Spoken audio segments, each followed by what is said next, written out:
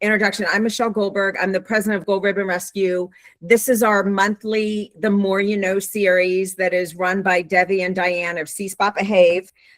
We have our whole calendar planned out for the whole rest of the year, which we're very excited about. And I think we're working on putting a calendar on our website. So you'll be able to go and see what's coming up, not just for these events, but other events as well. But these events, we also do now, most of the older webinars are on our website under our resources that you can access. The newer ones are not yet. So if you still need the link for one of the newer webinars, which newer being January, February, you can email me and I can send you the link for those. But all the previous ones from 2025 are now on our website that you can access public facing. With that being said, Debbie Puckett and Diane Smith, who own See Spot Behave, I mean, they just pet sat for me. I trust them with my whole world and my whole life to stay in my home and take care of my most precious prized possession. And I do have a resource guarder and a very specific management plan and a 6-page document that shows it. But, you're a good mom. You're awesome.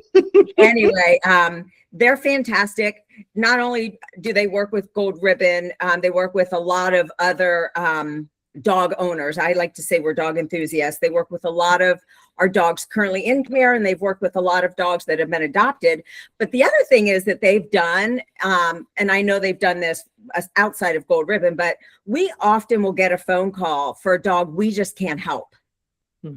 And we say, you immediately need to contact a trainer. Like, do not pass go, do not collect $200, call Debbie and Diane.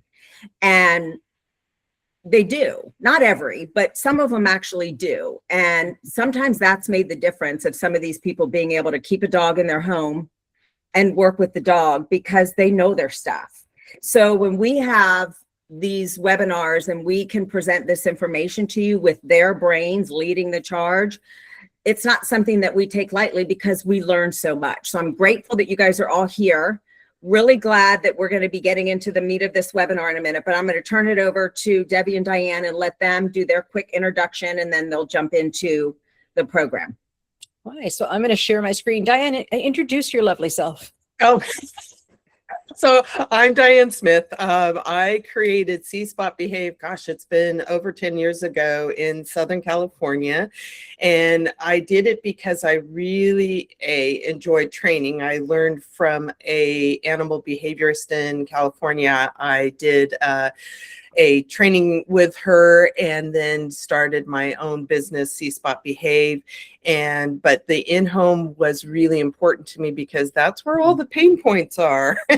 And so I really enjoy going into people's homes, determining how we can help as trainers create a happier, healthier family life for you and your dogs. And I've been doing this now, like I said, for over 10 years.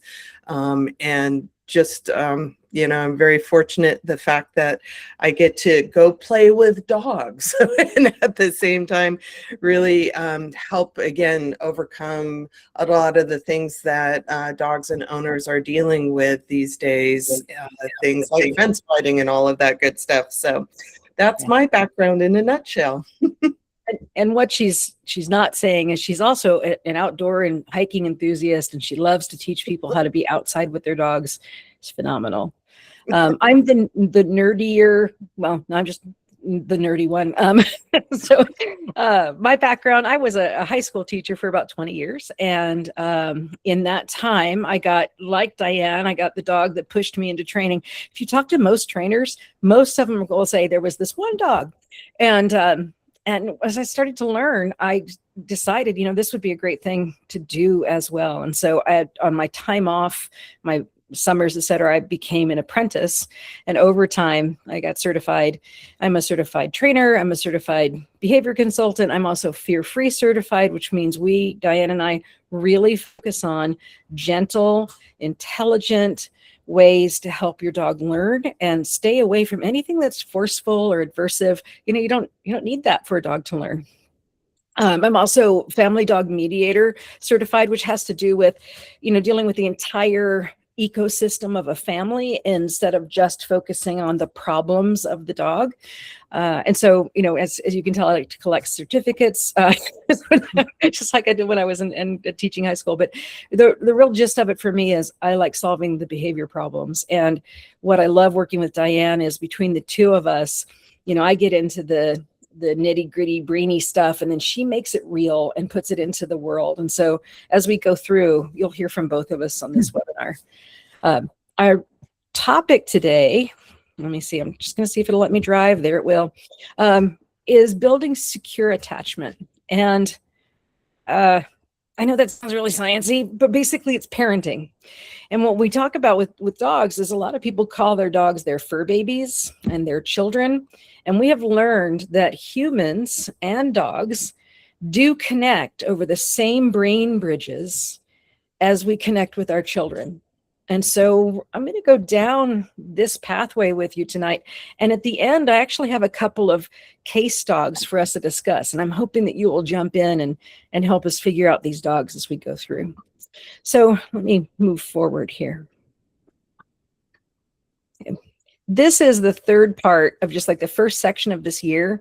And if you were with us in January, you learned about critical periods, the development, when and how things develop with dogs, and things like when they miss particular periods, how we have to remediate for things like courage and interest and curiosity and helping overcome fear of their environment. And that's the first installation of this part. The second that we've talked about is kind of the transition and a timeline. And that is when a dog comes into a new environment, what can we expect in a somewhat of a regular pattern for most dogs? And how does a dog go through first getting to know what the environment is, becoming comfortable in the environment, removing their mask and giving you who they really are, and then having them really integrate and become a family member, or if you're in a foster position, becoming a member of your ecosystem so that they can now learn and go out to a family. Those are the first two installments. This is kind of the foundation of when we're building the rest of the year's framework. And the foundation here is relationship. And what we're going to explore is, how do you build a solid relationship with a dog? And, what is that built on? And there's some actually really interesting genetic and brain science behind this. It's neuroscience. It isn't just about emotion. So I'm going to move forward and ask this question. This is the main kind of core question of what we're going to answer today. And that's, what's the difference between a dog who needs you and a dog who trusts you? And if you are a foster or your adopter, it really doesn't matter, because that dog and you are answering that question the moment they set a toe over your threshold. And that difference between need and trust is really fundamental. And in the early 50s and 60s, there were some American scientists and British scientists who began to explore that with children. And the science of it actually applies to dogs. We've done some experiments recently. And in fact, I've got some that came out 2 weeks ago that I'll share with you, that shows that dogs and human children actually fit in the same puzzle and are the same puzzle piece in our families. So I'm going to ask this question before we start. We're going to ask it again. What do you think is the difference between a dog who needs you and a dog who trusts you? And this is where I'll introduce how you can kind of jump in on a conversation in this webinar environment. If you look at your screen, there'll be some icons and emoticons at the bottom. So you can answer, you can raise your hand, or you can say thumbs up, and do this in answering questions, or you can go to the chat box in the bottom, and this will be an open chat. So you should be able to answer questions or even talk to each other if you would like to. It's not rude to side talk in this one. So be sure to jump in if you'd like to. So I'm going to ask out to the whole body here. We've got a little over 30 people. What's the difference between a dog who needs you and a dog who trusts you? Lisa. Jump in, Alyssa.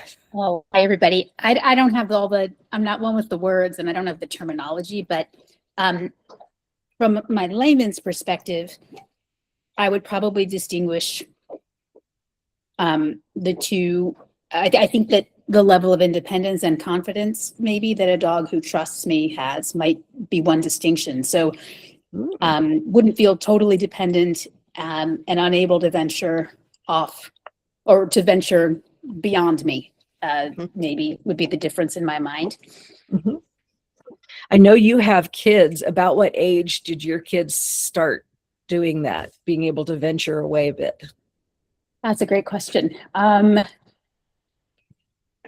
not really sure. I mean, in what, in terms of curiosity or mobility? Let's stay away from mobility because that's just development, right? Like physical development. Let's do curiosity, or at least courage to venture away. Yeah. I asked about the difference between those two, but maybe it was, or maybe the time I started noticing they were able to do it was not too long after they were mobile and able to move beyond it. I think they were curious before then, but certainly by the time they could move themselves to check something out. I mean, even before they were walking, as long as they could get somewhere, I was nearby. So I would say even before they were toddlers, if that makes sense. Mm-hmm. Mm-hmm. And this is open floor to everyone, but Alyssa, you're welcome to answer the first part of it is, what did you notice when kids are toddlers that they would venture, but what would happen if they go outside a circle that's kind of pre-established? Like I get to this edge, then what happens? What do toddlers do if they get to the edge of what they think is comfortable? Me checking back in. Checking back in. Yep. Cycle back for your parents. Cry at the edge. That happens too, right? They get out there. Oh, I've frightened myself because I've gotten too far. Right. Sometimes they don't notice and they get way too far, and that's when panic happens. Right. And does it depend on the person? Is the circle of confidence bigger or smaller based on the anchor, the person they're with?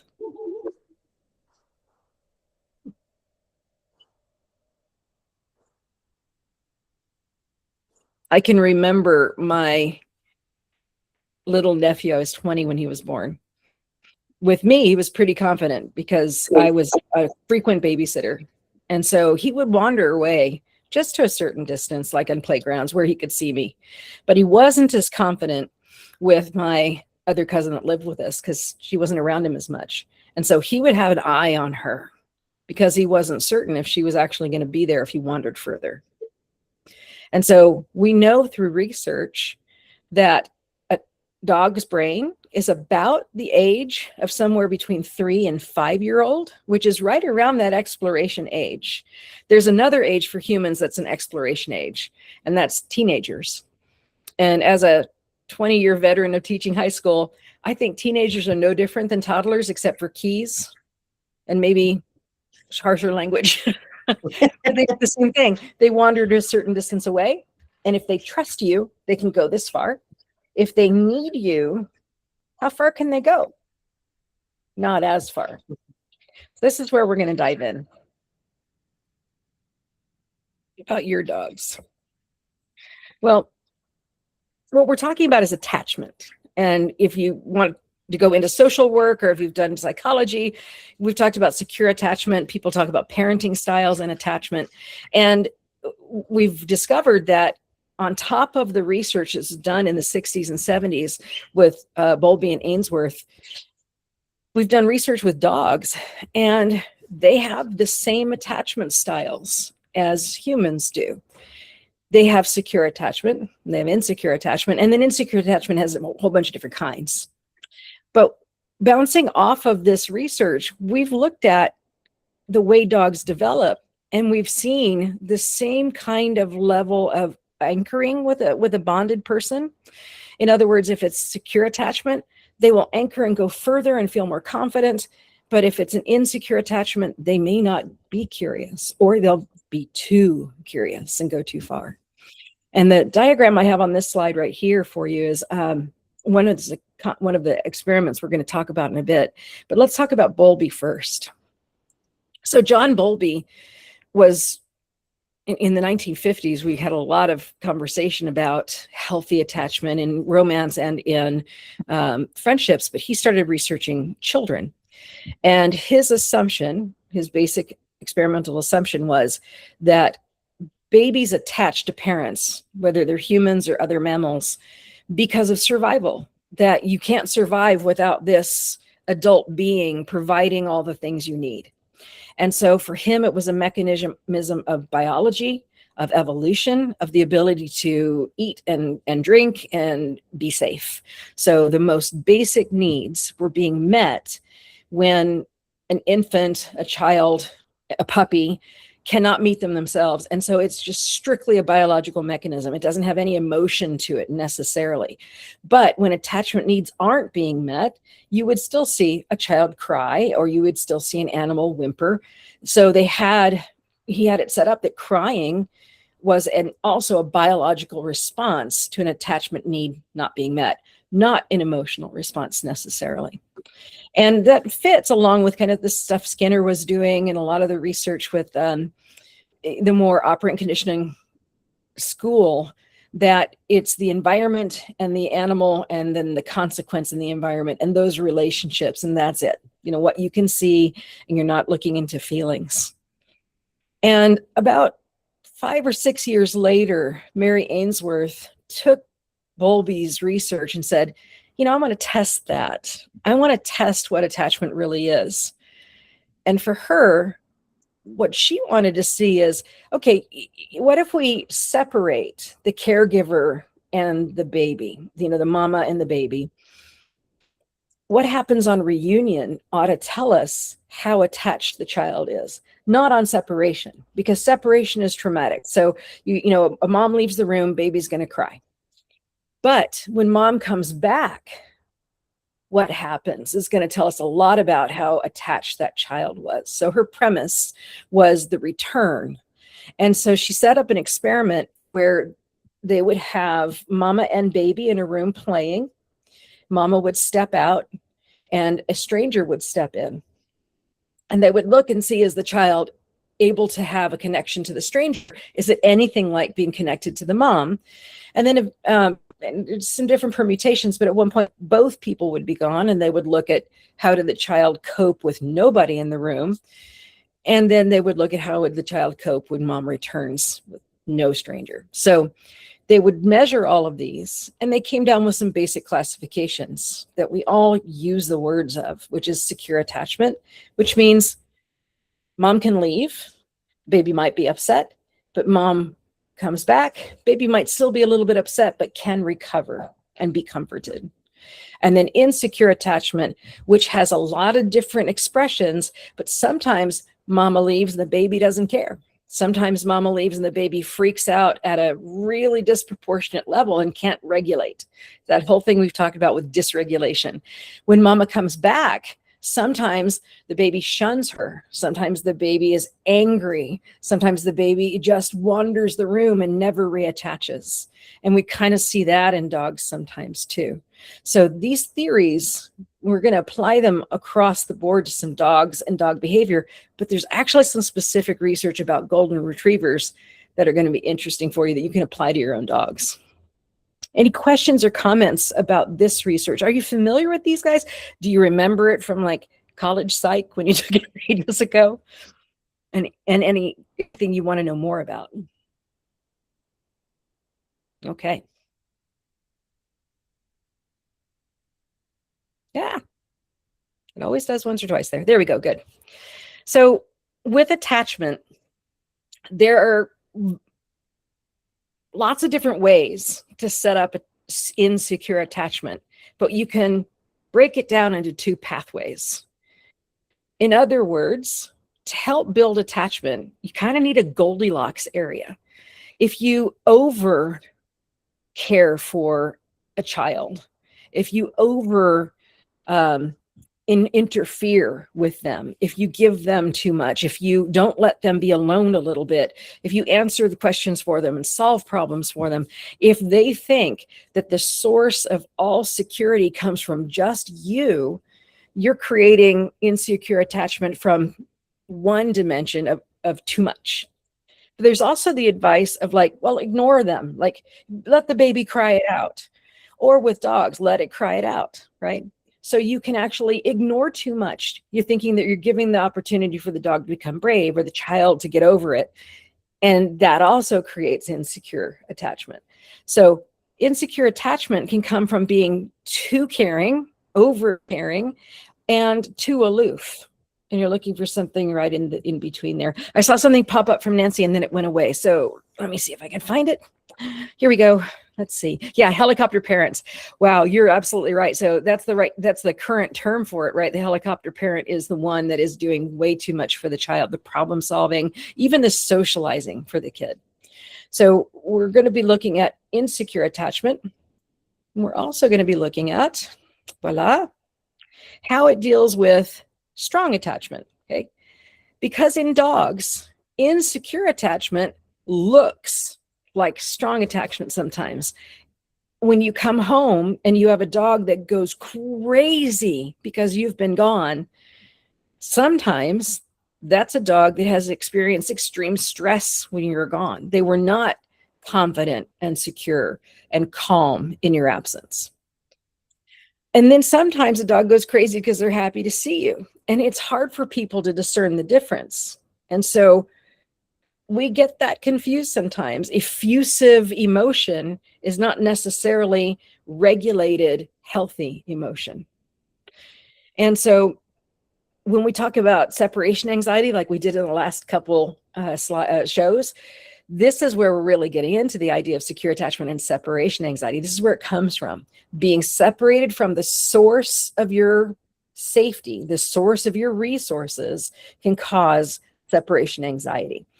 And in the dog world, we have two terms for it. One is isolation distress, which means I don't like being alone and I'm going to be upset about it. And that upset might be crying, might be chewing things, but it isn't destructive or dangerous. True separation anxiety is a dog that might, and I had a client that did this, a husky that literally ate through a wall, ate the gypsum board, broke through the wood, ate through the other side and escaped into their garage. Thank God it was the garage, right?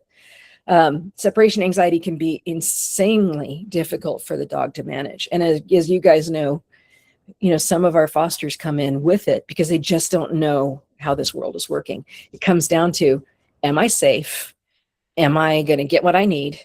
And can I trust this environment and these people? So if you get a foster that comes in and they're just super happy to see you right away, it's possible that they're not necessarily regulated, even though it seems happy.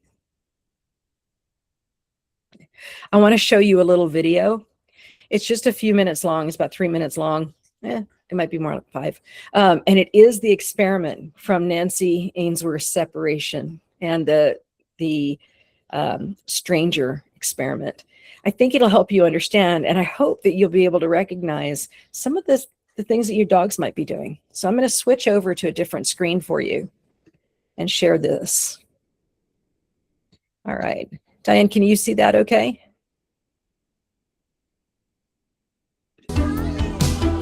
Attachment is the basis for human relationships in all societies.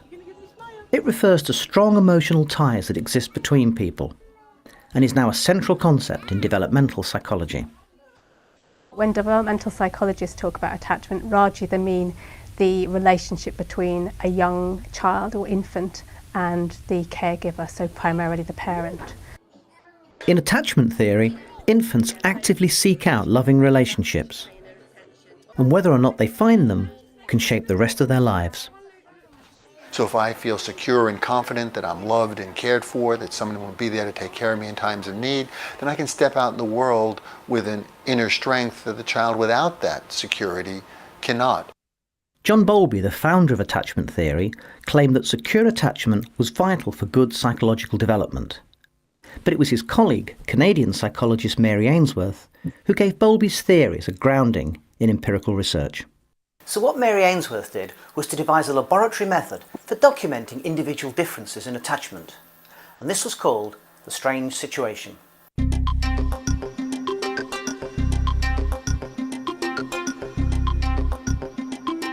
The strange situation assesses how typically 1-year-old infants respond to separation from the mother, and then what they do when she comes back in, so how they respond on reunion with her. The strange situation consists of 8 episodes, all of which are discreetly observed and filmed by the psychologists.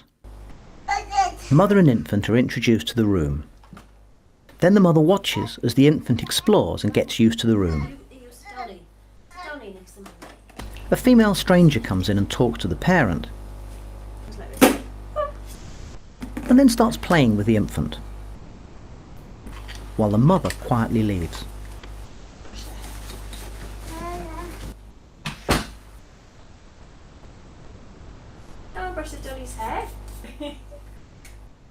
The infant is left alone with a stranger, who tries to interact with her.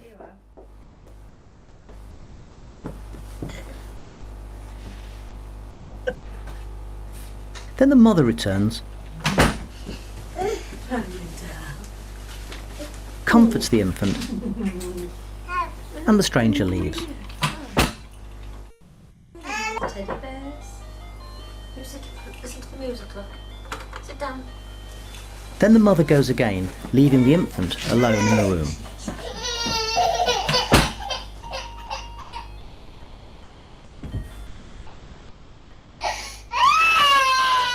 What we're basically doing here is progressively increasing the level of stress that the baby's exposed to. First it's a strange place, then it's a strange person on top of that, then it's a separation from parent on top of that.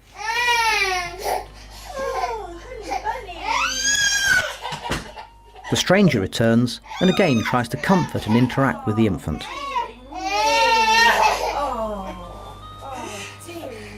Brush my hair again. Yay! Oh look! Oh, he's okay with the ring. Whoa, won't be long now. Oh.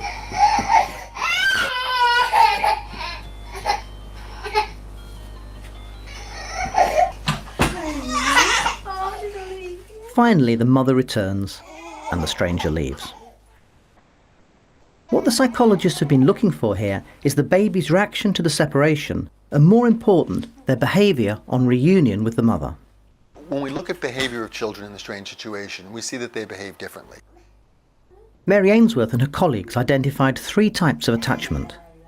The first they call secure attachment. Some children who are very upset by the separations and comings and goings of the stranger and the mother, when mother comes back, scamper over to her, say, "Pick me up," sink into her, and relax and settle down. That's a signature of a securely attached child. And eventually, even though it might be a few minutes later, the child will then go back to play. So they kind of have their balance reset by contact with the mother. Ainsworth's second type is insecure avoidant.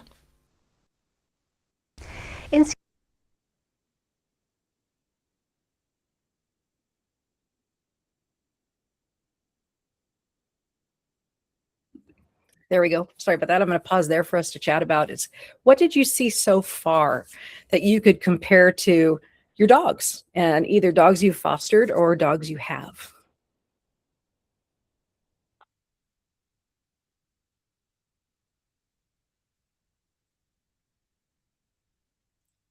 And I'll break it down into stages for you.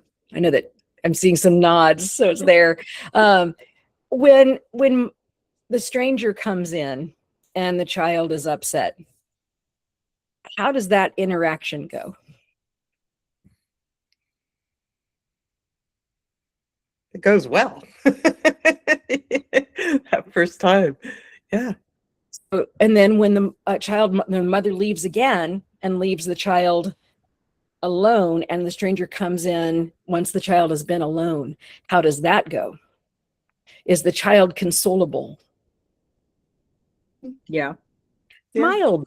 Some, but does she stay unregulated or dysregulated until mom comes back? Yes. Yeah. So your dog that has separation anxiety and you have a dog sitter, I can kind of keep things together for your dog, but they're waiting for you to come back. They need that if they have even a little bit of wondering where you went.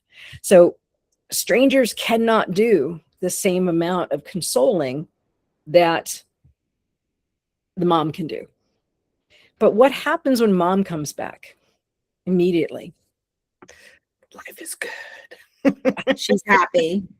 she's happy. She's comfortable. Mhm. And so what we're looking at is that return, a happy, balanced child, that return might have tears at first, but they can recover. And within a few minutes, they go back to play. Do you remember when we talked about the polyvagal system? We talked about regulation, being able to bring the system back down from stress. All of those systems we've talked about are right there in that snapshot. Can the being, the mammal, human or dog, once they are reestablished with their anchor, can they go back to regulation? And the answer there is yes, they can. Now, I'm not going to show the rest of the video, but I'll project for you so you can see where it went. A child that does not have a secure attachment style, when mom comes back in, will not be consolable. They'll continue to cry and be angry and upset with mom for minutes, and they may not go back to play for 15 or 20 minutes later. So they aren't really able to regulate. They had a video, sample the video where one of the children actually was slapping mom when she picked him up to console him. And he was, no, no, no. He's so upset with her that she left. And that's not a secure attachment. And then they have children that when mom came back in, they held her. No matter how they played, they wouldn't let her move from their little bitty body circle. Like, you're going to sit right here because you might leave again. And what kind of dog is that? What do we call that dog? Velcro. Velcro dog. Absolutely. That's the dog that's like stuck to you. You're trying to go to the bathroom. You're like, can I just shut the door? You know, like, can I just, or do I have to have the dog right there? That's your Velcro. Curious, has anybody had that with a foster or with their own dogs, a Velcro situation? Yeah. Anybody? Yeah. Yep. Yep. I'm going to do this for about 500 times. I've got one right now. He's right here. He's right here. He cannot go away. Yep. Yeah. You guys, this is so interesting to me because I saw so much of my third daughter in that little. Bob and I have only had daughters. We do have 4 dogs, 2 males, 2 females. But I'll tell you, we both emailed Michelle right away, like on day 1, and said, sign us up for this one that we've been waiting for it. And I'll tell you why in a second. But our first 2 daughters were extremely secure. There was no issue.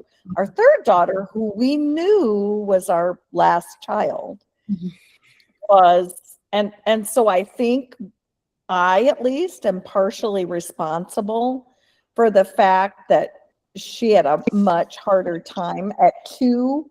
I took her to like Bible study and I would leave her and they had to come get me almost every week because she was inconsolable.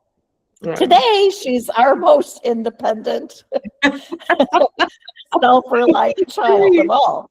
But at that time, she was not. And we see the same thing being repeated in, I'm sorry, Michelle turned off her camera because this is the truth. She trusted a puppy to us a year ago, and we are capable of training a puppy. We've owned 10 Goldens, but that doesn't mean we haven't had our challenges with each one. And of our 4, Chloe is for certain, while she doesn't have separation anxiety to the extreme of she hasn't chewed anything, she hasn't been destructive. We gave way early, truly early, to not crating her when we were gone. Even though she was a puppy, we've always crated our puppies when we left. But we use gates Mhm. to keep her in a self-protected area. But she never did damage. But I don't know if we went wrong, y'all, and we'd have one of our other dogs stay in the gated bathroom with her. It's a very large room, but she was never alone. Yeah. So she didn't become destructive. But when you describe, I have said to Michelle, she is for sure our most anxious dog when we come home, and we see some of those same signs in her. Now she's one now. She's not necessarily a baby puppy, but for sure she is the most, towards both Bob and me, a little bit of a resource guarder towards us when it comes to our other dogs. Not in a, she can't control them or anything, you know, it's in a very small way. But she does want to be the leader of the pack, though she's one. That's her personality. And so when we come home, what you described as the absolute crazy behavior, jumping all over like, you know, there was no tomorrow and we fell off the end of the earth, is her. And because I saw that in my youngest daughter, I wonder if a little of that is coming from me or us. I want to Because, absolve, oh, this is our last puppy, blah, blah, blah, blah, blah. I want to absolve you of that. Even though the pattern seems like it's there, one thing that Mary Ainsworth is lauded for is that she was in the middle of all male psychology that was blaming mother for everything that children were good and bad otherwise. I mean, right in the middle of Freudian, tell me about your mother, right? And what she was able to prove is that some children come in more anxious. They just are. And so in that anxious attachment, that isn't mom's fault. I mean, it can be. I'm not going to say that. There can be a attachment. Yeah, it can be, but it isn't just automatically that child is because of that mother. And some children come in more anxious, and so they're expressing their anxiousness that way. And you did the right thing. You had a daughter that was expressing anxiety in that way, and now you've got a kid that is your boldest child. So did you do it right? Of course you did, right? So that's something that I think psychology was late in coming around to, and it took a lot of women psychologists say, hold on, it's not just the mom, it's not mom's fault. And I am going to show the rest of this where they break down the types of avoidant and insecurity, because I think you'll see your tougher foster cases or your tougher dogs that you've brought into your home, and you'll see how they behave and go, oh, that's interesting. Now what do we do? And I'll give you the now what do we do just after. Good. Thank you so much for including your stories, because I mean, it's not your fault. I'm going to tell you that right now. we're not putting it on you. Michelle, I told him I was the first one to sign up for this. Come here, Bree. Thank you, guys. Oh, absolutely. Let me see if I can pop us back in here. So we had left with, okay, we've got these types of attachment. He's going to break it down for us. I'm just going to back up just a couple more seconds here so we get his stuff. Share the tab, and here we go. Is insecure avoidant. Insecure avoidant children don't really respond very differently either to separation or reunion. So throughout the whole of the strange situation, they're pretty much at a baseline kind of behaviour. So the mother leaves them and they don't seem particularly distressed or anxious about this separation.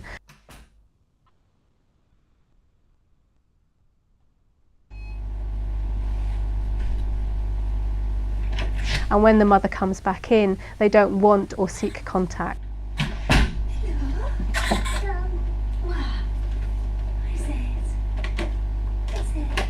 And in extreme cases, if the mother initiates or tries to initiate contact with the child, they might avert gaze or turn away from the mother.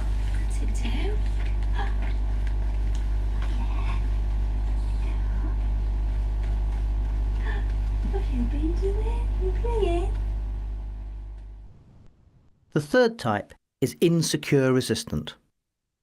they don't explore the environment, and on separation they get very, very distressed. When the baby's distressed, what you might have is a baby who simply can't bring himself together to approach the caregiver, the mother, and just sits there and cries.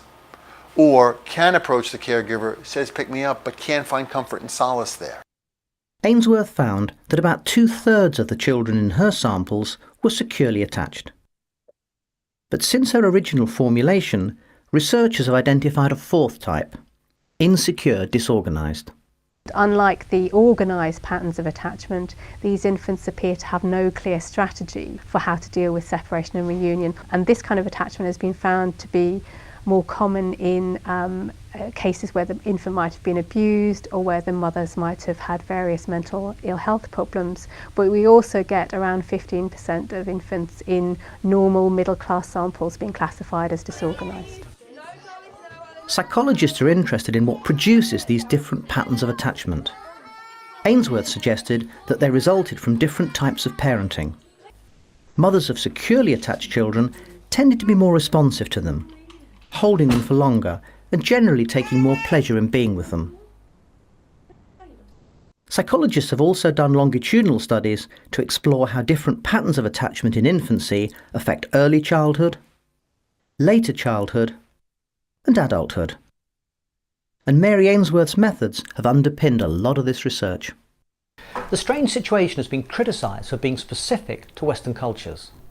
And classification into types is to some extent dependent on the subjective judgment of the researchers.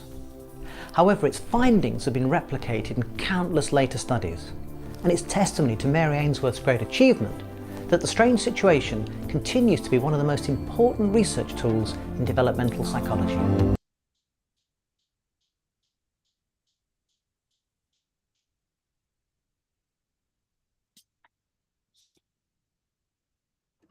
So the one thing they dropped in is that the kids are the most secure. They have attendant mothers. That doesn't mean that it's the over-loving mother, the one that does too much for the child. We'll get into that more. It just means they had attendant mothers. And then the disorganized kids, they're not saying that you had to have something horrible happen to you to be a disorganized attached. So when you get that 70%-ish of kids are secure attached, the 30%-ish, it's genetic and environmental, or it's just genetic or just environmental, just like everything else in psychology. But I would love you to raise your hand if you have a dog that you think is secure attached. Healthy departures, healthy returns, calm, happy dog. Yeah, nice. We love those. How many do we get? Like 3, 4, 5? Okay, all right. Nice. Look at that. That's some good ones. Yeah. Since we have multiple dogs, I know this is going to be many hands, right? How many of you think your dog might be in that insecure attached, regardless of the type of insecure attached? Yeah. Okay. And my hand has to go up on these too. I've got 3 dogs in my household, and one of them is securely attached, and 2 are nuts. They're just like, Mom. And we work on it. So this is very common. And knowing the style, when you're able to see, hey, this dog is actually fairly level. What is going right? We're going to look at that. And then what do we do? What can we do more of? Does anyone have a question or comment, or would like to share any experiences at this point? It's a good place for it. And thanks again for everybody who has been sharing. Great. Let's move on a little bit. Let me get back over here. Yeah. Whoa, hello. Woo, crazy driver. There we go. It just likes it when I get back to a new screen. There we go. Haha. Okay. So we've done a lot of research since Ainsworth and applied this stuff to dogs. And what we found out is, yeah, dogs are wired the same way. And it has a lot to do, I think, with how humans have raised dogs in our own social environments. Dogs have been rewiring over millennia to have similar networks in their brains, and also then social setups too. Oh, Melissa, did you have a question? I couldn't see it. So I just wanted to make sure. yeah. Okay.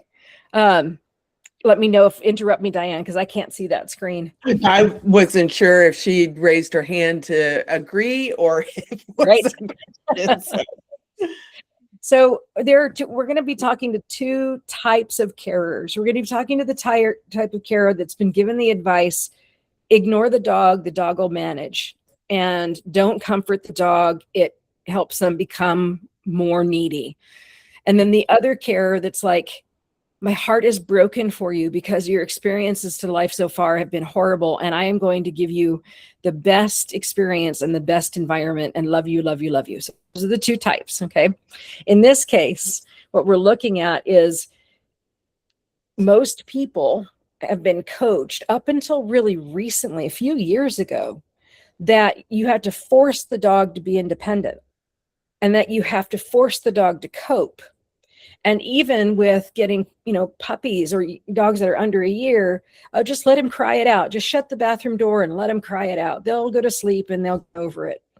And we've learned that does not work, that dogs become independent because of relationship, not in absence of relationship. So we know that for sure through some scientific work.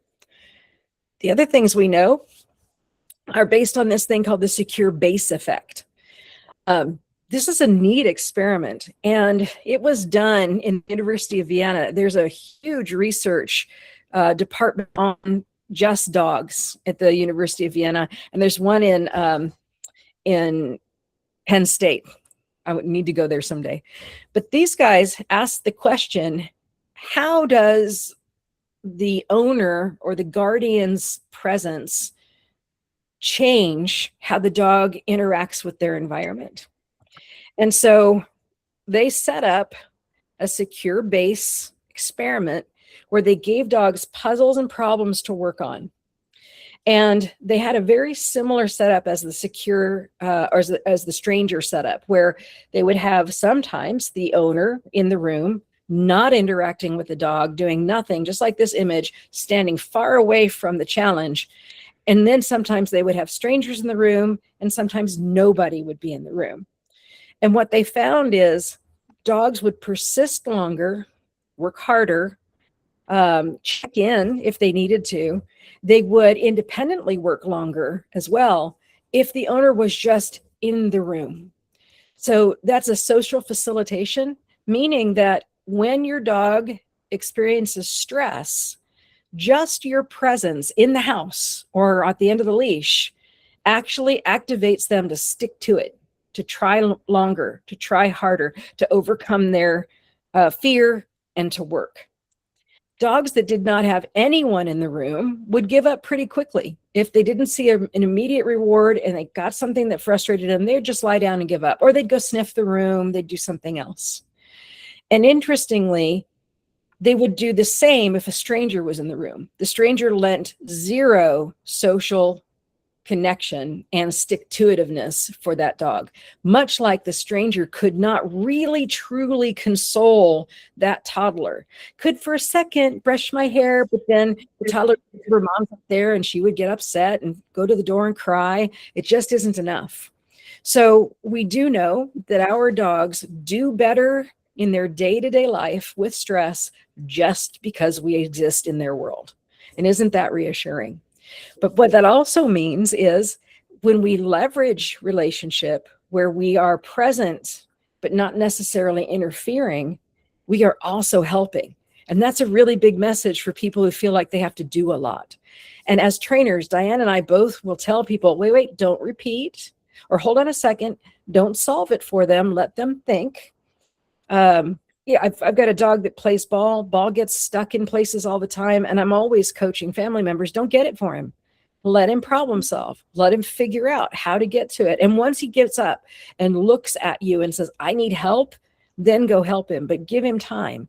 Doesn't that sound a lot like raising a kid with math problems? Like, give it a try. I'll come help you in a minute, right? So having that interaction builds a confident dog. That's the first stair step of how to help your insecure dog become securely attached.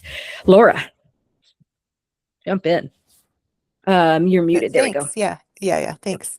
So, a quick story about my Lucy. she came to us in February and she was very anxious. Separation anxiety was terrible. And we moved 6 months later. And then within 3 days, the separation anxiety went away because I think she understood that we were taking her with us, that we really were her family. And she was no longer anxious about being, about being left. She was totally fine with it. And I just thought that was amazing and just showed how smart she is. Yeah. So What a cool observation. Yeah. And I think you're right. Wait a minute. I go with them. Right. Was she abandoned? Probably. Right. Oh, that's cool. Yeah. Thank you for sharing that. I love that. Awesome. All right. Oops. I am sorry. This thing is making me nuts. There we go. Secure base. Here we go. Here we go. Okay. So you're the dog's anchor. Now, that means that you're enabling, but not limiting. All right. So if the dog thinks of you as the only source of security and doesn't have any inside, any source of resource, don't feel like they can solve their own problems, then you actually become a limiting factor. And so when they talk about, or when we talked at the beginning about a toddler kind of being able to move away from and move into and explore and have that courage to go that far, that is something that's really important. Let me see if I can get you. Think Hold on, Charlie, I got you. a lot of the problem is this thing. I think I got you. There we go. Okay. Yeah, I can't. There we go. Nice. Can you mute Charlie? I think I can. There we go.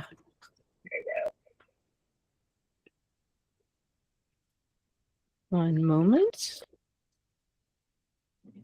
Yeah, got it. Okay. Sorry about that.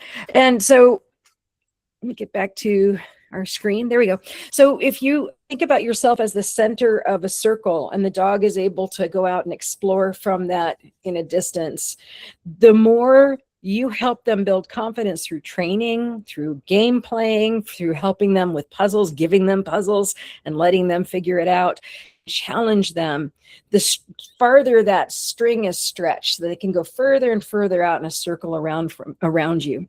But if you provide too much, then you're limiting how far they will go. If you provide too little, there's no boundary and they wander. And so you're looking for the difference between a secure attachment and dependency and a secure attachment and unmoored.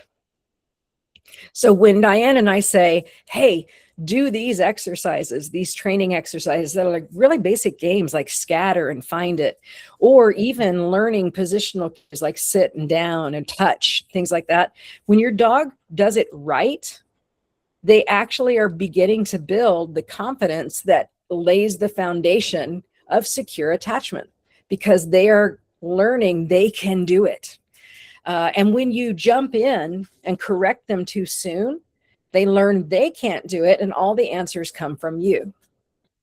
So, and that's one of the reasons why, oh yeah, the nose work classes, absolutely. So that's one of the reasons why Diane and I are like, hey, the word no is actually a weird word because it doesn't mean anything to your dog except you, the center of their world, have displeasure.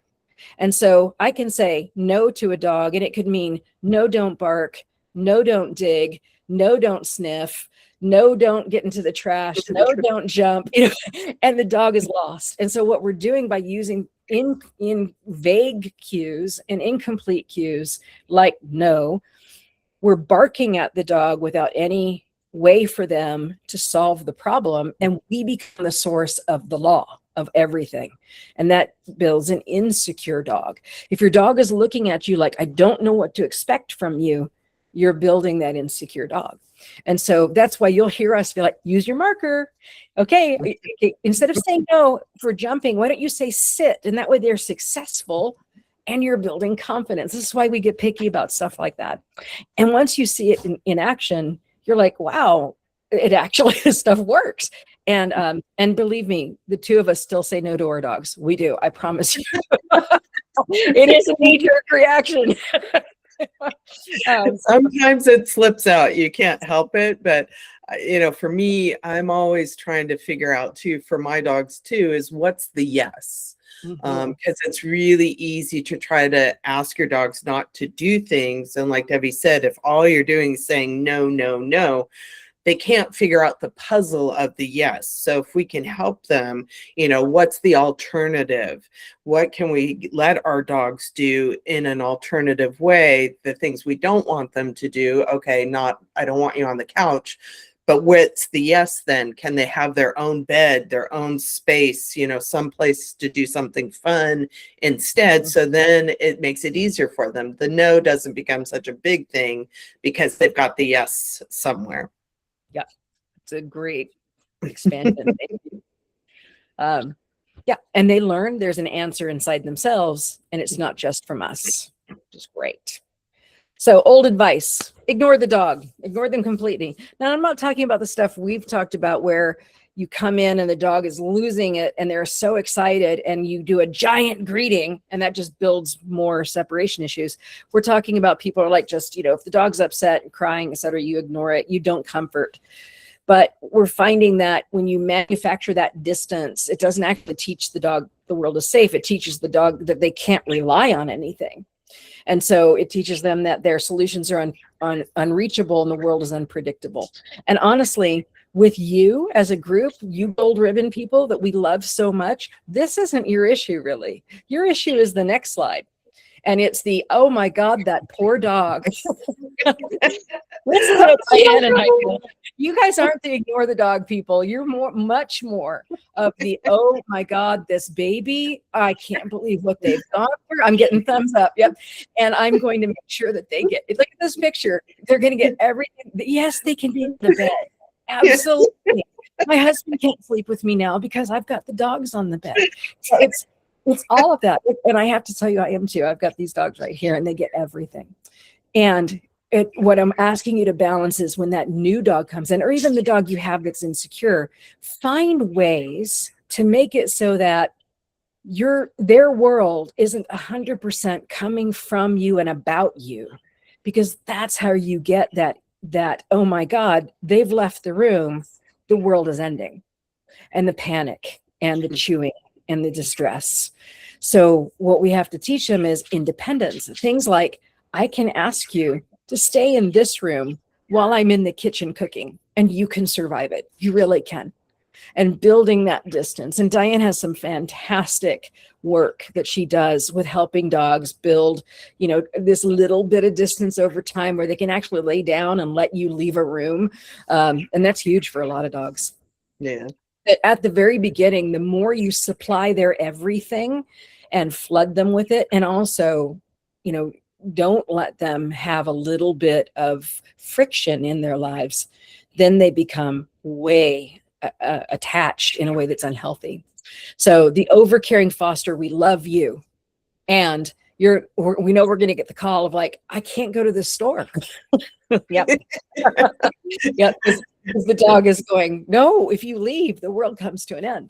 So the goal is to be present in a way that helps them bond and give them the independence they can handle without you. And really training, believe it or not, simply teaching the dog to sit and be successful at it is crazily great at helping stuff like this. Touch, sit, down, stay, place, all of those things that you think of as like obedience stuff, it's not. It's building a repertoire of successes. And so the dog gets strong as a result. This is something that we struggle so much with in the rescue with the new dogs coming in, because so many of our dogs are surrendered to us because the people tell us they've been left alone too much, they're not home enough, they don't have enough time. And so then we get the dogs. And of course, our responsibility is to put them in a better situation than where they came from. Mm-hmm. And so many of our fosters or applicants work from home, but we don't want to penalize people that don't work from home, because you should be able to not work from home and own a dog. Right. But we also don't want our dogs to be left alone 9-10 hours a day, because that's what they came from. Right. So it really is a balance, and it's a hard balance for us to figure out Right. where it doesn't mean you're a bad dog owner if you go to work and you're gone 9 hours a day, but does that mean you're the best person for this rescue dog that was left alone for 9 hours a day? So this is what we struggle with the most, and we have conversations about daily within the organization. It is hard. I think it's hard for everybody. You know, we live in a world where people work 9 to 5, you know, even with COVID and people working from home, people are going back to work and everything. And I think it's kind of, you know, not an easy thing, but I always like to talk to clients about your dog's day, you know, planning your dog's day if you can. And that's not a minute to minute thing. But again, you know, how much time will your dogs need to be by themselves? And if so, can you set up environments for them that at least will help them go through that period of time where they're not just alone, not doing anything, especially young dogs, because they've got the energy and they're only going to sleep so much. And then there comes a certain point where they're going to want to do things. But if you can kind of pre-plan in advance to figure out how to do that through the day, again, not minute to minute, but just to kind of have some sort of game plan in place, that helps tremendously versus going, I got to go to work. You're going to be here by yourself all day. You know, you're going to be on your own. You figure it out. That's where things can fall apart a little bit, because a lot of times the dogs will, but it may not be figuring out the things you want them to do. So it's the term for that is the enrichment part. Yeah. You know, where a lot of, and I would say Gold Ribbon, you guys have done a great job of teaching your fosters and your adopters about enrichment, because dogs always have, you know, the ones we work with, they know about it, and that's fantastic. And I think the other part is, like you said, Diane, we, you know, I don't know, almost a year ago, we had a webinar that had, you know, planning the areas of your house and planning the day and kind of figuring out how that would work. So yeah, those are definitely how to do it. And Michelle, you're right. You can't just say you can't have a dog if you work, right? Right. Well, the other part of that equation that we struggle with too is we have a lot of people that work away from home, but then also will say, and the dog won't be allowed access to the bedroom at night. So we have a golden retriever that's a people dog that's home alone for 10 hours. And then at nighttime, not even allowed in the bedroom. We don't require people to say the dog has to sleep in the bed. Right. But we want the dog to at least have access to the room. Right. We don't think we're being unreasonable with that being a problem, but a lot of times we're told we're being unreasonable with that being our policy. It's not a policy, but it's things that make it more difficult for us to match a dog, because again, they are, a lot of Goldens are Velcro dogs, and they do. We want healthy attachment. We don't want unhealthy attachment, but we need some attachment. Sure.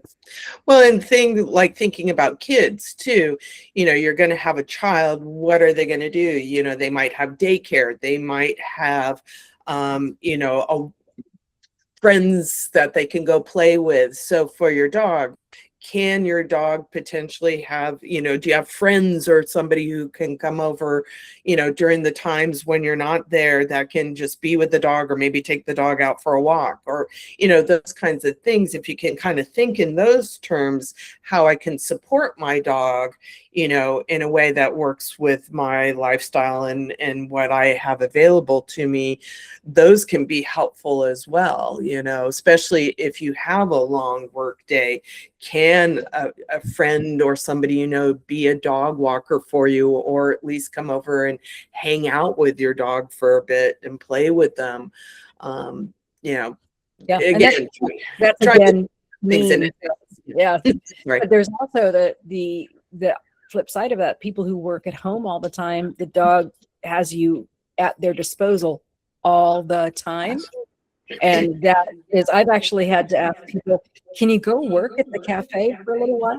Like, run an errand. Yeah, Nancy. Okay. We have Emma, who we've got in 2019, And she was about 3 years old, and she was from China. Oh. And when we first got her, she, when we left, she would get into trash cans and newspapers and things. But after a while, she was fine. And then about 2 months ago, she started doing the same thing when we're gone. And we haven't been gone for like 8 hours, just maybe 2 hours out to dinner. And we don't know why she started doing this again. There hadn't really been a change that we're aware of. So likely she's expressing a desire for more connection in some way, more than likely. But there could also, we might be able to talk about it more at the end, but there may be some other mitigating factors we can talk about. But usually it's somehow a change in the environment, possibly a change physically, medical, and then seeking just a closer, especially as they get older. Debbie, I'm not sure what's happening. I'm sorry, I'm going to interrupt you for a second. There's an echo happening. Yeah. I'm hearing it too. I'm not sure what's going on. Hang on just a second, Nancy.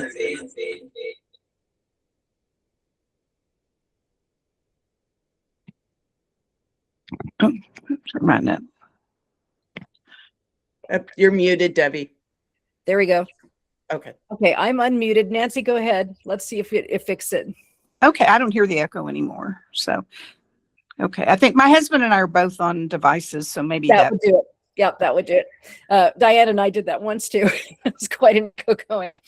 So we can talk more about it, but generally the dog, as they get older, their ability to be alone shrinks considerably. Their need for attention increases, and often as they get older, they start having a little bit of dementia, and they become fearful in absence. And so that's something we can talk about. But it's possible that go ahead. That she's about 9 now. I mean, we don't really know exactly her age, but it just seemed odd. I mean, we're retired and we're here a lot with her, and yes, she's spoiled rotten and gets lots and lots of attention, but really nothing had changed except this habit. So yeah, and it might be, and we can talk to you specifically, it might be that you need to have more very short absences so she kind of flexes the muscle more. So yeah, gets used to it. Good question. Right. Yeah, thank you. Thank you. I don't know about you. And now I'm going to reverse something that I have said about dogs and eye contact because of context. So I've taught a lot about don't give dogs that you don't know or don't know well eye contact. It's really stressful for them. But researchers just found that dogs you do know, dogs that know and love you, that you are their people, they have now been able to show through experimentation that prolonged eye contact that they give you, the soft loving eyes when you're petting them, that actually triggers a cascade of hormones in both the dog and the human. And it usually turns on oxytocin, and it helps both the dog and the human become calmer. It changes their respiratory and heart rates. It actually brings on a euphoria, and it creates the same bond in the same places in the brain as holding a newborn baby. So when your dog is gazing at you, we actually have developed between the two of us, the dog and the human, this interaction where we elicit and create a hormonal cascade in each other that's positive. They have studied humans with other pets and humans with other canids like wolves, and no other animal, as far as they've found, elicits that in humans. So this is a very specific thing. Dogs and humans, when they have deep gazing eyes with each other, actually calm and relax each other and can really do some very serious regulation, which is neat. I love this idea that genetically as well as evolutionarily, we're here to calm each other. Kathy, jump in. So do you think that could be partly affected by breed? Wow. Yes, actually. You unveiled the next couple things. We also know, as of 2 weeks ago, researchers unveiled that golden retrievers are especially evocative for humans. Yeah. Okay. They are 'Cause my the other most evocative breed. my other dog is half German Shepherd, quarter Pyrenees, and quarter Golden. And no, No. he So will not the hold German eye Shepherd contact. gaze is you're doing something wrong. Yeah. I laugh Judging because I you. have one. And yeah, it's, you're looking at me? Yeah. What are you Yeah. doing? You looking at me? I'm looking at you. No, don't. Yeah, Yeah. that soft gaze, the soft eye contact, they're calling it the mutual gaze. And that actually occurs with all pet dogs, and that they do it. But they have shown genetically, of all the breeds, the golden retrievers are the most adept at this and elicit the most oxytocin response. So, even though there's the rumor that golden retrievers are the best pet dog, now we're starting to see genetic evidence. And there's one other I'm going to talk to you about on top of this that proves that golden retrievers are genetically the best pet dog you could have. It's kind of interesting. I'll fight you over it too. Here we go. So here's the next one. Okay. Here we go. Okay. So you and your dog, you actually have brain systems that are connected to each other. And so you are in a relationship in your environment that is constantly talking on the terms of hormones and of synapses. And so, yes, it works the other way too, where humans and their energy, their emotion systems affect dogs. And we've have more research that shows if you are anxious and you are going through anxiety and depression, it can affect your dog and their brain chemistry. We're not talking about emotions here. If your brain chemistry is showing anxiety and depression, your dog's brain chemistry will pick it up over time. And that is the dog that's more connected to you. So if you have a healthy bond, your dog is likely to have a mimic your emotion and your hormonal states and your neurotransmitter states in your brain. And so, yes, you being anxious does cause anxiety in your dog. And yes, you being angry does cause anxiety in your dog, even if it's not aimed at them. And so now researchers are saying that if you are in a state that is, unsettled, your best bet is to give the dog space. Hi, I love you. I'm going to pet you, but I need space, so that they don't pick up on that. Now, if you're seeking the gaze and you want the oxytocin moment and can set aside your emotions to welcome that, do it, because it's healing you. But if you are in a deep state of depression and anger and anxiety, your dog is going to actually dip in there too. And so there's some obligation, I have to say, to self-regulate and to make sure that when you're interacting with your dog, you are regulated. Now, that's a high bar. All of us, we want to be regulated around our mates, around our children, and now we have to be regulated around our dog. I'm not saying don't be human, but be aware that if your dog is acting kind of off, maybe the environment's kind of off. And where is that coming with you? And it isn't long-term damage that we're talking about. It is just, I'm funky, my dog's going to be funky. And how do you fix that? You could snuggle your dog and both gaze deeply into each other's eyes. You're going to have a cascade of oxytocin, which is better than any other drug in manufactured drug for bringing on euphoria, which is amazing.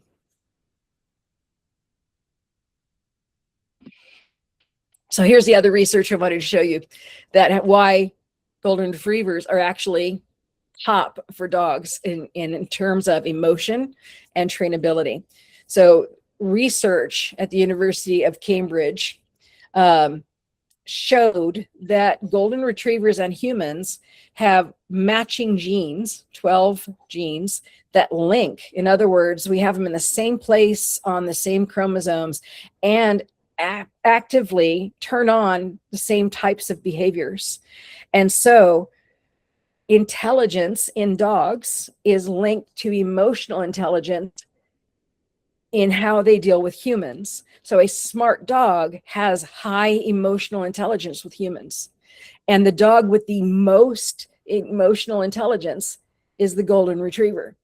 So we might have really smart, wicked, problem-solving dogs like a Malinois, but he doesn't have that same genetic makeup that has the human emotional intelligence. And that's why we don't bond the same way as this golden retriever that is prepackaged to connect emotionally with us. And I think that's pretty neat for this group because, it's this, people tell you can be a breed elitist, oh, golden retrievers, I love them, or pugs or whatever. But you've got some science behind you that says this dog really is the best dog for connecting with emotions and being able to connect with humans. And because of that, they are the most trainable of the breeds. So gun dogs in general, all gun dogs are the most trainable. Golden retrievers, because of their emotional intelligence, tend to be the most easily trained. And that's because they care. Isn't that interesting? I love it. There's hope for Cabo yet. He's a love. I keep telling you. So when we're talking about a dog that's finding the world hard, the dogs that come in and we have to do some training and some work for them, they aren't coming in broken. They're necessarily possibly wired differently. They might be wired for heightened emotional states, and their past put them in a position where they have this emotional baggage that's coming in. And we haven't talked about dogs having emotional baggage in history at all. This is new. And in fact, a lot of dog owners, and I find ones that are more traditional dog owners, like the dog sleeps outside, doesn't sleep inside, like the dog is a lower level citizen in the household. They don't believe any of this. They think flat out, dogs don't have emotions. Dogs just must obey. And Laura, I love your comment, so I'm going to read it, or actually ask Diane to read it out because I lost the screen again. But Diane, will you read Laura's comment? Absolutely. So I love this. While you were talking about this, Dooley was giving me his paw, requesting we check in with each other. his ears are going, it's burning. It is so sweet. That's so lovely. And of course, my chihuahua's over here like that, Oh, we've that's got these great. dogs that are genetically wired. All of you have dogs that are really prepared to come in and be righted. So if you foster a dog that is emotionally distressed, we're talking about how to fix that. And part of it is just setting up, and you trot off, lay down, that's lovely, is you set up an environment that helps them learn confidence. It helps them learn that you and resources are there for them, but they can also trust that when they're not right in front of them, they still exist. Like, you're going to take me with you when you move. I mean, that's a brilliant example. So I love that we have designed dogs this way. I want to put forth to you guys a couple of examples, and we're going to talk about the dog and whether it's a securely attached or what type of attachment. They're just 3 of them, but I'm inviting you to pipe in and tell me what you think. And, there aren't any wrong answers. This is for discussion, so don't be shy. And here's the first scenario. Let's say, and this, I want you to put your foster hats on. If you're part of the crew, I want you to put on your assessment hats. And if you're thinking, is that my dog? That's a good place to start too. But we're talking about a dog that we might consider an easy placement golden retriever. Okay. He's friendly, enthusiastic with everyone. Families, visitors, strangers on walks. This dog doesn't know a stranger. Like, it's wiggly and happy with every person. It shows no distress when left alone and settles in on day one. Just happy, affable dog. The foster coordinator, I'm not blaming anyone here, say a foster coordinator says, oh my gosh, this is a great adoption candidate. Dog's ready to go. But the foster is reporting, hey, something's off with this dog. I can't really put my finger on it. What would your read be on this kind of dog? What type of attachment does the dog have, and how secure are they? It's a little tricky one. Can I ask a question? Absolutely. How many how many days or weeks in are we talking when this is continuing? Let's say it's within that first 3 window, the first 3 days to 3 weeks window. Yeah, Nancy, that's a good comment. Soggen's best behavior because, it's hiding. It's, too nervous not to be. But this dog seems joyful and happy with everybody. Equally. Mailman, person at the store, Tomlinson's, and the people in the home. Same amount of happiness. Is this dog like the child where the child was not attaching really even to its caregiver, and I forgot what the term was, but it's the one where the kid wasn't even focused on when the parent came back in the room and really didn't want to associate. Yes, you nailed it. That's the avoidance dog, or the avoidance dog. Yep. And in this case, they have a new term for the dog that's like this, and it is called the disinhibited dog, or the avoidant dog. This dog has been so dislodged from bonding that it won't bond with anybody, but it doesn't want to. And just like you said with the mask, it doesn't want to upset anybody. So it's equally happy with everybody, but does not bond. And so it's an enthusiastic dog, but I mean, if a stranger were to walk up and grab the leash and walk off, it would happily go. Mm-hmm. And so that actually is one where we go, wow, that poor dog has been either multiple placements or just never attached because of the insecurity of the household. What do we do with a dog like that? Yeah, Julie, jump in. Let's talk. Yeah.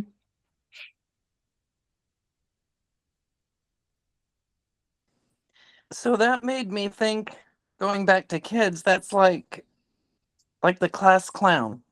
They're not secure enough in themselves, but they want everybody to like them. So I'm going to be happy and fun with everybody. You nailed it. That is perfect. How do we help that dog start to connect and bond? So would that be a dog that the best solution would be not a home with a bunch of other dogs and people, where they're more one-on-one type of relationship? I like that idea. So they get a chance to really focus and they're not spreading their energy. I think that's a great idea. What would be some signs that the dog is starting to attach? What would you be looking for?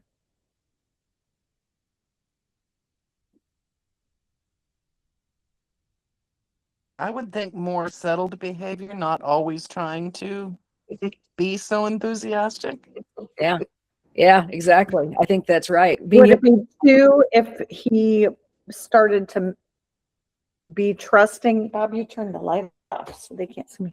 To make, sorry, we turned the light off all of a sudden. To make eye contact, Yes. if we started to see him growing in that way. Yes, exactly. Making that gaze, that contact with you, choosing to be with you, choosing like even a preferred person. If there's more than one person in the house, starting to show preference, that would show healing. What if you saw some pushing of boundaries? Would that be a good sign? That's a great way to think. Yeah, because if he's brave enough to kind of like displease you, he's not doing the overly pleasing. That's a great approach to it. It wouldn't make you happy though. You'd be like, oh, it's dog, right? But it would be okay. He's finally breaking from that mold. Yeah. You guys are great. Yeah. I love y'all so much. You're so smart. All right. That's why we have Goldens. That's it. Smartest people, smartest dogs. All right. So here's scenario B, the dog you can't leave, which I love this picture. I chose it on purpose because of, who can't leave. Dog. So this is a dog that's been placed many times and cannot be left alone at all. And they follow the foster from room to room. It cries at the bathroom door. It scratches at doors. The foster has been, sleeping on an air mattress next to the dog to try to get the dog to calm down and settle. Foster starts canceling plans because the dog can't be left alone. And trying not to trigger the dog, they start reshaping their whole life around the dog. The dog is calmer each time, the foster makes adjustments. So they're calmer than day one. So the foster's thinking, hey, I just need a little more time. I need to make a little more adjustment. What do you do as a group to help that foster? And what's going on with that dog? What's working, what's not? So start with the dog. What's going on for the dog? Well, they're created separation anxiety if the dog didn't have it to start with, for sure. But I mean, I don't know if, like, is the dog bounced around so much that the dog doesn't know if this is a permanent place, or that could be created in one home or 10 homes. Yeah. Correct. Yep. So I would say they have to, I mean, you can't sit home and watch your dog 24/7. It's not realistic. It's not healthy for anybody. Correct. And so this is where your behavior team and your foster teams come together, and you're like, hey, what do we do to support this person, right? What's the advice to the foster? I mean, we would say you have to start leaving the dog for short periods of time. Go in the garage, go out the backyard, take a drive around the block, and build that time frame up. Don't go to the grocery store for 2 hours, but start with 5 minutes. Yeah, start small, please. Yeah, exactly. Yeah. And leaving on vacation. The other reality is just leaving the room, even sometimes is where you have to start. Shutting the bathroom door. Yeah. Yeah. And the other part of this is that there is no end to where the dog will be comfortable. So how far are you going to change your life to the point where you're like, you never leave your bedroom, and you're doing Instacart for everything because you've reduced and reduced. The dog will never be secure doing that. It's not going to bring security, right? What does bring security? I was just going to say, guys, and ask, what about the whole sleeping air mattress? Oh yeah, for 2 right. weeks, Yeah. right, with the dog. Isn't that a little overcaring? I could see myself doing that with a foster. Yeah. So, especially the breeding dogs that Michelle and I bring home, it's really It's hard. really hard. What would you recommend there? That So seems a little extreme. You made a fine point, because if the dog has had some intense trauma, you may have to do some things like that to help with the trauma. So we're not talking about dogs that have come in and they are really broken. It's just a dog that needs a new home. Okay. But yes, if you have gotten to the point where you're sleeping on the air mattress so that the dog can settle down at night, you need to call your behavior team. And so we can help you. So, and part of it is helping the dog is the first thing we're going to ask is, are there any medical issues, right? We're going to check and see if there's anything going on that's disturbing the sleep. We're going to check into what's going on in the environment. Is there anything that's keeping the dog awake? Are there weird noises? Is it just not being able to be away from you? Then we start building that distance, and making it possible for the dog to accept distance from you. Because camping on the air mattress is teaching the dog, yes, you're right. The only time you are secure is when I'm right by your side. And it just keeps confirming that assumption for them. So we want to build them feeling okay being apart from you. One of the biggest cases I've had is laying right down here on my floor. And I had to put a bed next to my bed where I could have my hand down, where he could nudge it when he was feeling insecure. And then I slowly moved his cot further and further away. So he was, and inches, 6 inches at a time, until he's now sleeping in the den overnight without me. He's fine. He can do it. So it's baby steps, gradual steps. But yes, call your behavior team. If you're doing that much change around a normal pattern of a household to accommodate the dog, either the dog has got to have lots of trauma and we're rehabilitating, or, hey, let's adjust so the dog is coming back to a normal balance of what safety feels like in a normal home, if that makes sense. So question on that, because one of the things that I see very commonly with new dogs, we get a foster report after 72 hours. And so a lot of people just I don't know that it's because they've chosen that, but just life. So many people work from home, and if it's a weekend or whatever, and DoorDash and grocery delivery. But we see so commonly when they send us the foster report that they haven't left the dog alone at all. So is it important during those first 3 days to try to establish some of that alone time, or okay? Because I can't shake harder. Don't wait until after the first 3 days. Again, don't leave them for hours on end, but don't create that dependency early on. Think of it as they're in water drowning, and you have told them, you're right, the only thing that is going to help you is me. And instead, I'm going to put you on the pier, right? I'm going to set you up instead of making it all about me, because I don't want them to think that. So you have to give them breaks of alone time to adjust. Now, with all the caveats that Diane and I have worked out for you, like make sure they're secure, make sure they're not going to eat things they shouldn't, and they're safe and all those things. But yeah, they need to see that they can be alone. And remember way back when I was like, hey, it's okay if you just don't talk to that dog much and you pay more attention to your resident dogs and just let it watch, right?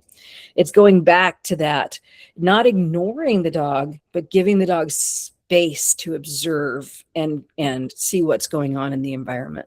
Go on, Diane. I'm sorry I cut you off. I was just going to say, with my dogs, I've kind of have it's not a super set cue, but we'll do stuff together. We'll play, we'll do something. And then when I've got to go do stuff or whatever, they have a cue and it's go do dog stuff. And it is to tell them, we're not going to do anything right now. I'm doing something myself. You go figure it out.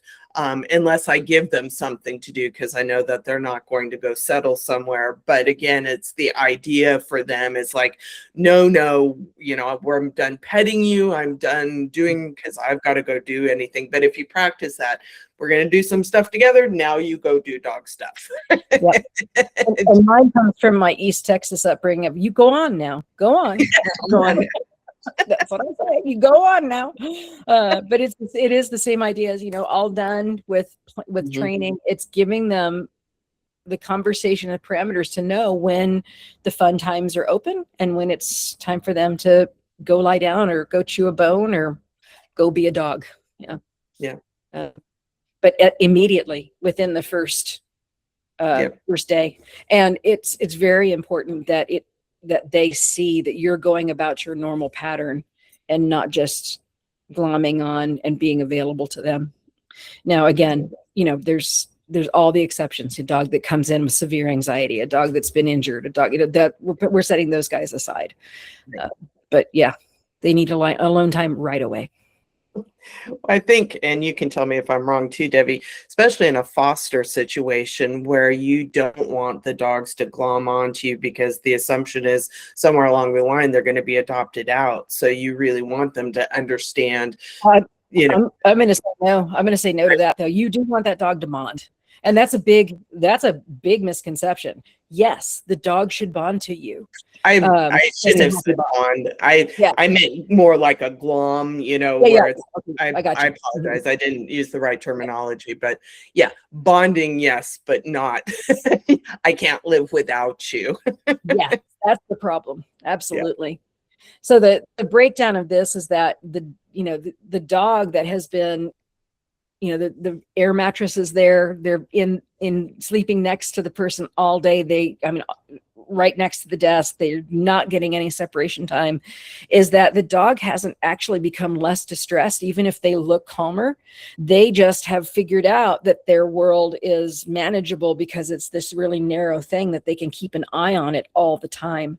And so the foster that's overcaring can report in the foster reports, dog is settling down, dog is calming down, dog is adjusting. And in reality, the dog is going, okay, I'm safe because this person's right next to me, and I'm going to freak out when they're not.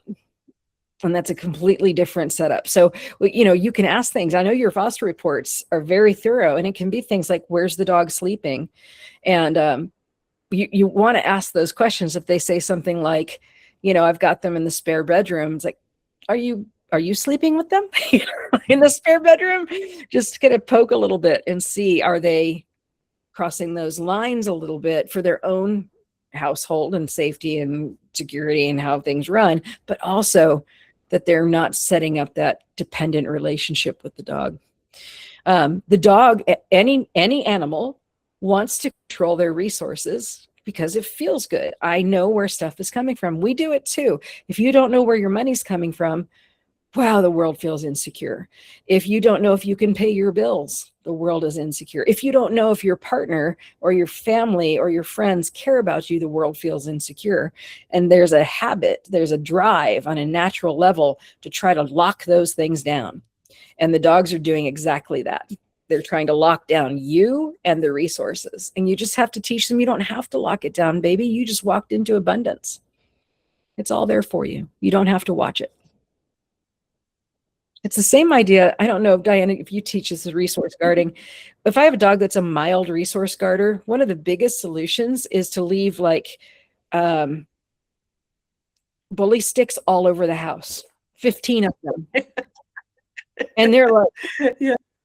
whoa, like they can't guard Now one. what do. There's so many. It's the idea of abundance, right? So Yeah. it's same idea. All right. Any thoughts or comments on that? We got one more, I think. All right. No, we don't. We got this last one. I threw out the last one because it was more of a trauma case, so I didn't remember doing that. But this is what a lot of people, I think, now do with dogs. It's like, if I just show them enough love and I'm accessible enough and I'm right there, they will eventually feel safe. And as wonderful as a sentiment as that, it's a little bit tweaked to the side a little bit. A little more balance is, if I show them love, not enough love, if I show them love and help them establish a sense of security because they can predict the world around them, because I have scheduled life and for them, they know when meals happen, they know when bedtime is, they know I'm going to take them out, they know that they can be in one room and I can be in another and all is well. That's when you're really providing that balance for the dog. Repetition. I don't know. Have we said this a few times? Repetition and structure. Yeah. What? All right.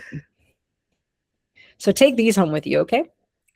First, connection is really this foundation of what we're going to do for dogs that come into the home. So remember, you're asking questions. Has the dog had their needs met in the past? That's the critical periods questions we've asked. And that's backwards from behavior, like, oh, look at this behavior.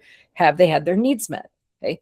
Then the next set of questions we have when a dog comes in is the 333 question, like, how do we help them navigate the transition immediately, the first few days, and then the first few weeks and the first few months? And underpinning all of that is, how do they relate to us and us to them? And providing that is the connection. So you want to provide a connection with a secure base. You can do it through things like enrichment and training. It helps them figure out their world. You can do it through patterns and structure. It'll really help them. The second one is independence is the outcome of secure attachment. So you can't really build independence if you don't already have secure attachment. So instead of trying to work on making the dog be alone and handling it, work on the dog knowing that their world is safe, that core bottom instead of that upward behavior. And the last one is the dog that has learned to prefer you, even as a foster, is going looking to you, making that eye contact, choosing you in a crowd. They are beginning to bond, and your bond with them will transfer. If they can bond with you, they can bond again with someone else. And one of my biggest examples is our dog Ruger, who the person who was fostering them at one point was so worried that he was so bonded to her that he would not be able to bond again. And he is doing beautifully in his new foster and is doing a wonderful job of bonding, and actually a more, I think, healthier bond he's learned each time. And so we have this fear that if this dog loves me, it won't love someone else. And honestly, dogs were built to love, and they're going to be able to transfer a healthy bond to another healthy situation. That's the best thing you can do for them. And then what flashed up? I missed it, Diane. Diane and Debbie, do you recommend any specific enrichment very best for helping them build security? Diane, I know this is your soapbox. I'll dust it off for you. I appreciate that. Well, there's so many abundant things. I think, one thing I always kind of look at, and especially for golden retrievers, is what do they like as their enrichment? Trying to figure that out first, because that's easier than just kind of throwing darts on a board and one sticks. So, things like, obviously, if they love to retrieve, working with them with chasing a ball, but rather than doing it in a way where it's just chase back, chase back, chase back, you can add games into that process so that they build confidence of, oh, you're asking me to do something on top of this, but I still get the enjoyment of chasing a ball. Super way to do it. Example is the control and leashed games where you have them chase the ball and then reorient to you, look at you, connect, and then the ball goes back out again. That's a good enrichment connection, like what Diane is saying there. Yeah. Games also too, the orientation game, like Debbie was talking about, 1, 2, 3 game, where you're basically teaching them to walk with you, do stuff with you with the count of 3. That's another wonderful enrichment game. If you're like me, I love to take my dogs out on walks, but we do what I call, for lack of a better word, parkour, which is I take them to parks. No kids on the equipment or anything like that, but I will utilize playground equipment to ask them to do things like climb up staircases, or might weave through the poles, or we might go through a small opening through the playground equipment. Builds a tremendous amount of confidence. I do it with luring with treats. There again, some sort of positive reinforcement for doing these things. Brain work is involved with all of it. Makes the walks more interesting for dogs a lot of times because there's that enrichment component to it. So that's just some, but you can always ask us too in specific situations if you're looking for enrichment ideas. We love to share that. Another great bonding game is tug. Believe it or not, a lot of tug's kind of come and gone in popularity. It used to be, yay, tug is great for dogs. Then it was, oh no, tug teaches dogs to be aggressive. No, resource guarding dog may not be tugging for fun. That's a different deal. We'll talk about that sometime. But if your dog loves to tug, if you play structured tug, which is you tug, tug, tug, and then you stop and you pause and you do something else and then you tug, tug, tug, you're helping them learn to be excited and shut down, but also come to you and ask for tug, and it becomes a call and response experience for the dog. And that's really good for building bonding and for helping with the confidence building that they need. So we have tons. Some point, I think we're going to have to do. Well, we have a confidence building one. Diane did it, so we've got look in the archives. Look in the archives. We can talk more about different enrichment things and how to do it. But I think again, biggest thing for enrichment: does your dog enjoy it, and do you enjoy it? Because otherwise, if you don't like doing it, why are you doing it with your dog? And if your dog doesn't enjoy it, they're never going to go along with it. So, it's finding those fun things, whatever it is. Somebody mentioned, and I apologize, I'm having a brain fart about the nose work with their dogs.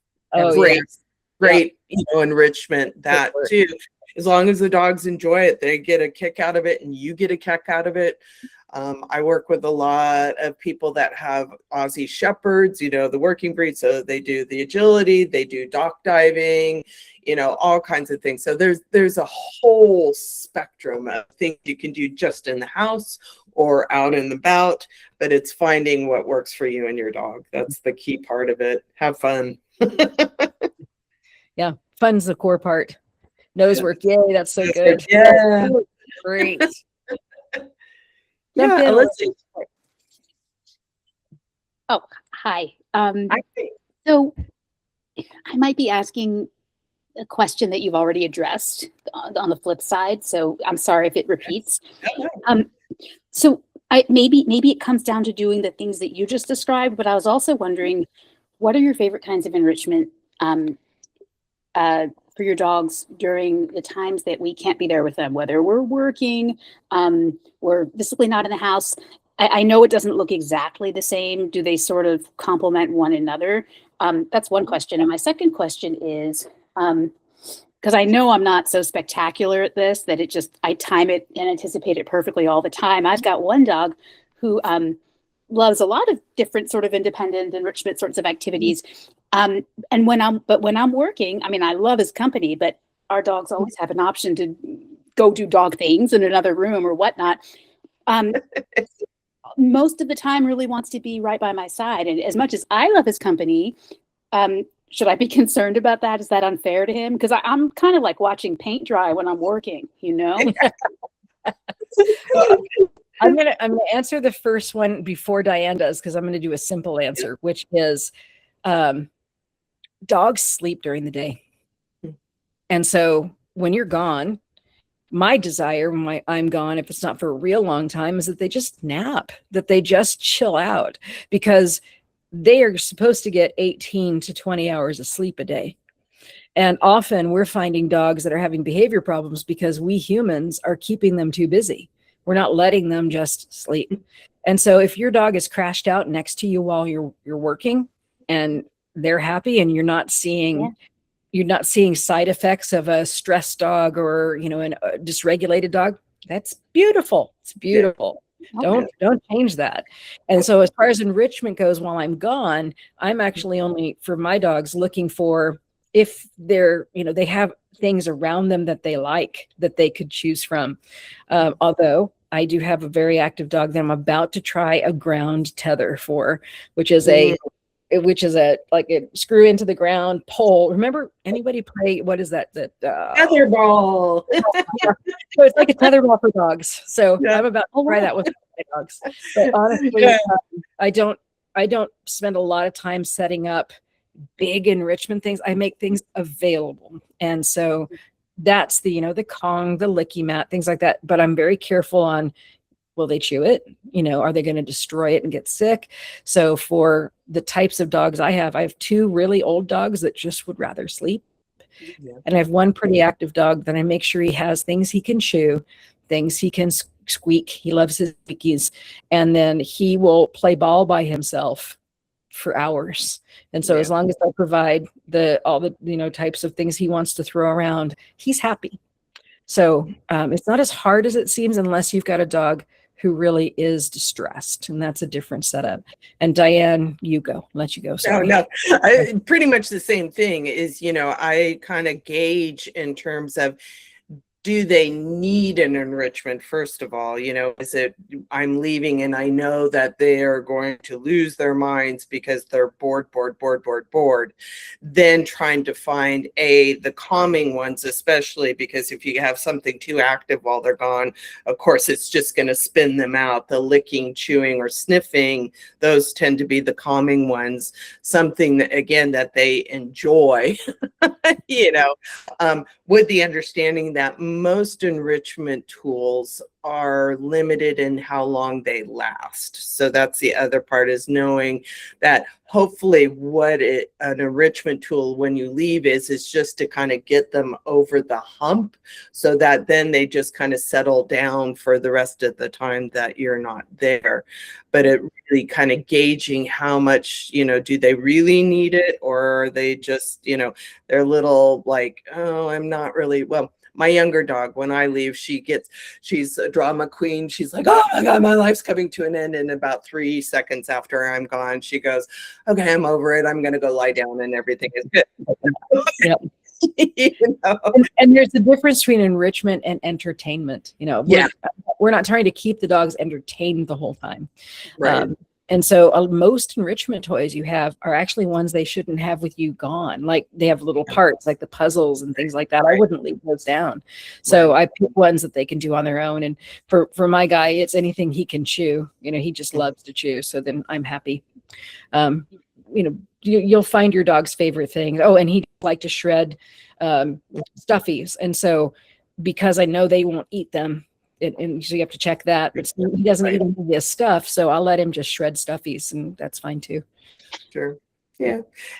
Did that answer your question, Alyssa? Oh, absolutely. Thank you both so much. And, and you entertained me while you were answering it. So thank you.